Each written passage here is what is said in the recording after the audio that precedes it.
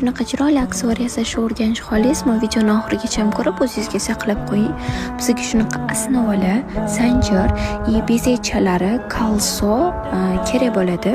Bizga bu osnovamizdan 20 bitta kerak bo'ladi. 10 bittasini chetiga olib qo'yib, 10 tasini, 3 tasini kesib tashlaymiz. Ular ortiqcha bo'ladi. Bu osnovani qayerdan olish kerak? Qayerda arzon sotadi? Onlayn darsligimizda o'rganishingiz mumkin. Shunaqa kesib tashlaganimizdan keyin bu yerdagi olib qo'ygan 10 bittamizga orasiga qo'yib, kolso bilan sekin ulab chiqamiz. Kolsoning razmerlari qayerdan olishligimizni ham onlayn darsligimizda o'rganishingiz mumkin. Mana bitta sinmagani, bitta sindirganimizni qo'yib chiqib ulab olamiz. Juda ham neobычный aksessuar chiqadi. Shuni sotib ham biznes qilsangiz bo'ladi. Shunaqa zanjirimizdan 4 qarich kesib olamiz, yana alohida 2 qarich kesib olamiz va ularni shunaqa kalta uzun qilib olib ikkita tomoniga yopishtiramiz. 2 tanga ham kerak bo'ladi.